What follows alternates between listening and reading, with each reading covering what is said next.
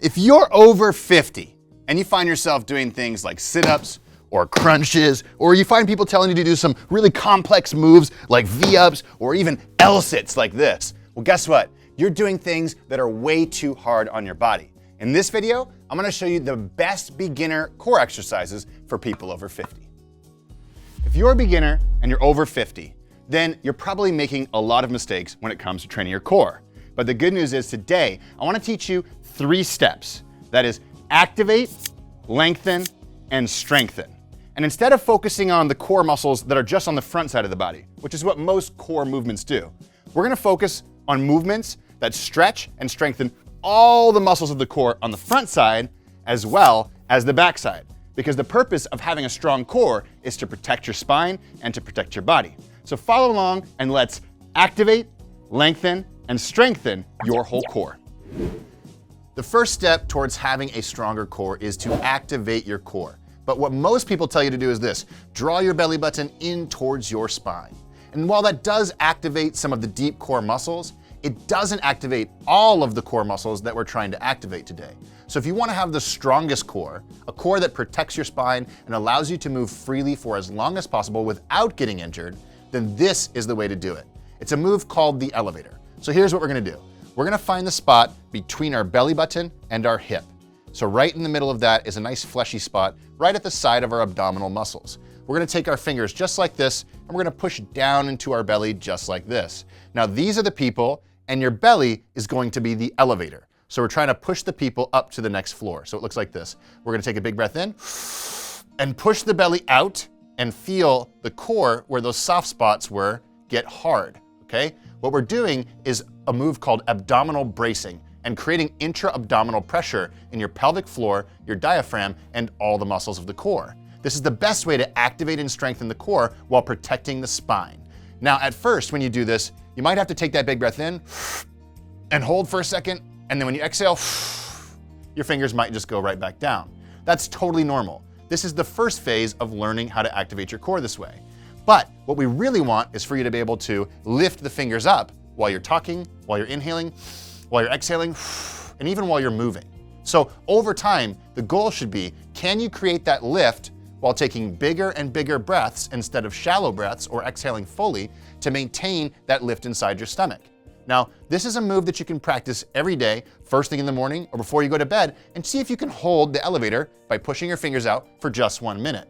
This is not a traditional movement where you're looking for muscular fatigue. This is a movement where we're trying to rebuild the mind-muscle connection with all the muscles that stabilize and activate the core. So practice it frequently, practice it often, and eventually you'll be able to push those fingers out without having to take big breaths in. You can inhale, you can exhale, and you can move.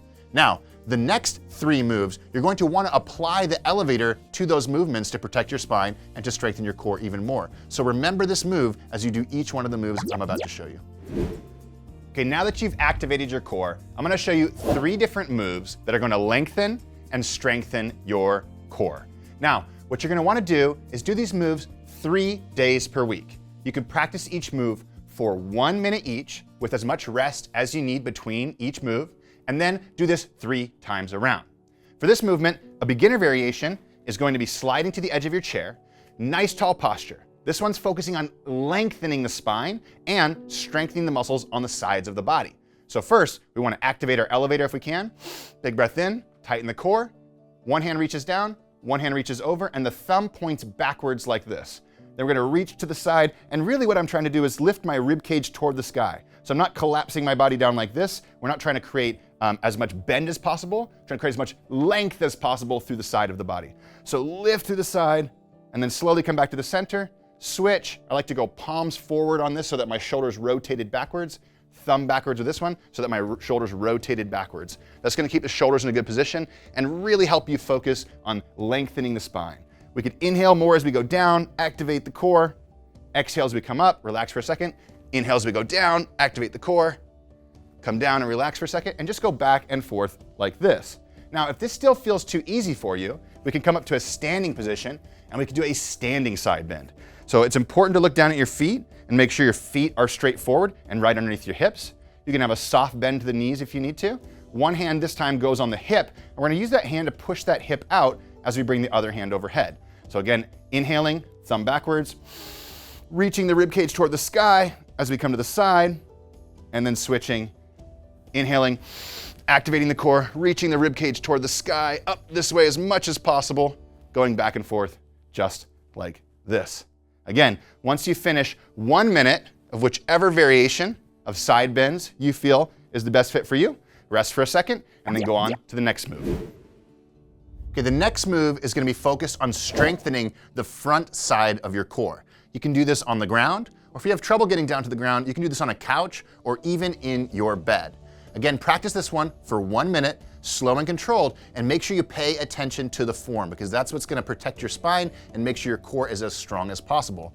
Now, the first step you want to focus on here is to activate your core with the elevator, and there's a second step that can really help you maintain this, which is pushing your lower back into the ground. The moment we tuck the pelvis like this, so instead of arching the lower back like this, we tuck the pelvis like this, and we press that lower back on the ground to the point where you can't even get your fingers underneath your lower back, we're automatically going to activate the same muscles that the elevator activates. If you need to, you can lift your head up and extend tall to the top of your head.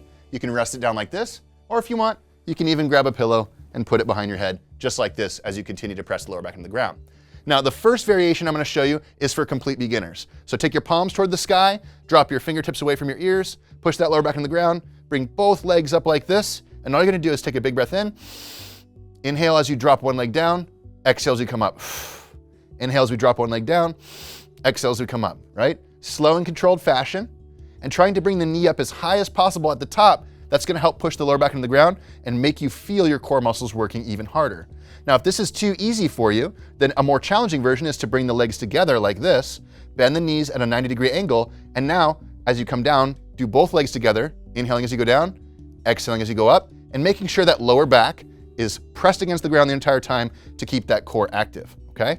And again, if you can still do this one for 1 full minute, a way to make this move harder is just extend the knees a little bit more. So you could come to 135 degrees, you could just have a slight bend in the knees, or you can straighten the knees all the way, point the toes, and do full leg raises like this. Just make sure to pick a variation that you're absolutely sure you can do for 1 full minute with perfect form, with an active core, with the lower back pushed into the ground. If you feel that lower back starting to lift up, you're probably doing something that's too hard for you, and you should go back a step instead. Once you finish 1 minute of these, then go on to the last move. Okay, for the final movement, we're gonna focus on strengthening the muscles on the back side of the body, because remember, your core isn't just these muscles right here, it's all the muscles from your chest all the way down to your hips. And strengthening the back side of the core is incredibly important if you wanna have a strong, healthy back that allows you to move freely in your daily life. So I'm gonna show you a beginner variation and a slightly harder variation that you can practice. Again, focus on the one that feels like the best fit for you that you can do for 1 minute with perfect form. So to start out, we're gonna do a move called a frog hip hinge from a seated position. So we're gonna bring the legs out, we're gonna turn the toes out, and when I look down, my knees are gonna go the same direction as my toes. So I don't want my knees to wobble in like this. That's gonna put pressure on the knee joint. And I also don't want them to be out super wide and my weight distribution to be on the outside of my feet. I want my feet nice and flat. I want my knees going the same direction as my toes. I'm gonna press my heels into the ground. That's gonna help support me as I do this, okay? And I'm gonna bring my hands down forward like this. And all I'm gonna do is imagine that I'm trying to bring my belly really low in my abdomen down between my thighs, all right? Now this is important because what I don't want is for you to do this. This is not the movement. We're not rounding our spine and extending our spine. That's gonna put too much pressure on the spine. Instead, what we're doing is this. We're gonna lean forward from the hips, try to bring the belly button between the thighs. You'll feel a stretch in the hamstrings on the inner thighs. Come down as far as you feel comfortable as you inhale, and then exhale as you push your heels on the ground and come back to the start position. So we're creating flexibility in the hips, and if you do this for a whole minute, you'll feel your core muscles on the back side of the body working as well, especially if every time you start to go forward, you take that big breath in, you activate your core, you come as far forward as you can, then you press your heels in and you exhale as you come back to the start position, okay? Now, if this feels too easy for you, then we can do this in a standing position as well, which will put more pressure on the back side of the body. So it looks like this. Again, nice wide stance, toes turned outward, and as we come down and bend our knees slightly, make sure those knees are not caved in like this. Make sure they're going the same direction as your toes like this. Now from there, you can put your hands on your hips, or if you need to, you can put a chair in front of you or a countertop for support, just in case you need for better balance, or adding a little bit of help as you come back up.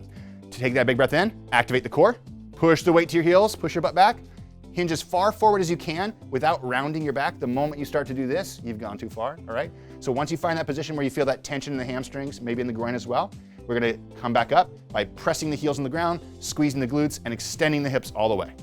Real quick, we'll do it one more time. Inhale, come down, feel the stretch, come back up. Inhale, come forward, exhale as we reach the top. Okay, this is you strengthening the muscle at the backside of your body, and you're also practicing proper movement of things like picking stuff up off the ground like this, rather than picking them up like this, which is really important for your overall health and making your body feel good. Because remember, when you move your body better, you feel better in your body. If you like these moves, and you're interested in learning more core moves that will help you strengthen your core that are appropriate for beginners, well, then watch this video right here, the 4 best beginner core moves. I'll see you there.